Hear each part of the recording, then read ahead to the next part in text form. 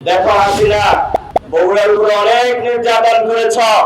আজকে হাসিনা দেখো বগুড়াবাসী সগৌরবে দাঁড়িয়ে আছে, আর তোমরা হলো দিল্লিতে পালিয়েছ। এটাই হলো আমাদের আজাদীর বাংলাদেশ। গত 17 বছর দুপচাচিয়া বগুড়ার লোক হওয়ার কারণে যদি কোনো চাকরির পরীক্ষায় যেত, কোনো ভাইভাতে যেত, বলতো তুমি বগুড়ার লোক, তোমাকে নেওয়া যাবে না। এইসব বিষয় আপনাদের ঘটে না? আল্লাহর কি লীলা খেলা যে আজকে বগুড়াবাসীর সবাই আপনারা ঠিকই রাজপথে আছেন, ব্যবসা বাণিজ্য করছেন।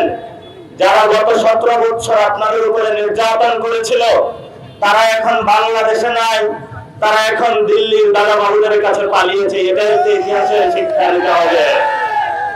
দেখো হাসিনা বগুড়ার উপরে অনেক নির্যাতন করেছ।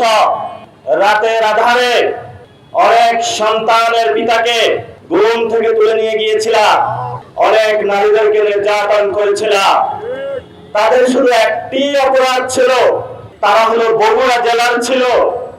আজকে হাসিনা দেখো বগুড়াবাসী সগৌরবে দাঁড়িয়ে আছে, আর তোমরা হলো দিল্লিতে পালিয়েছ। এটাই হলো আমাদের আজাদীর বাংলাদেশ।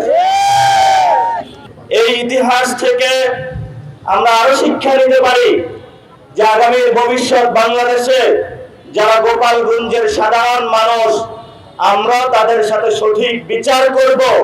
শুধু গোপালগঞ্জ নাম হওয়ার কারণে আমরা তাদের সাথে কোনো অন্যায় বিচার করব না।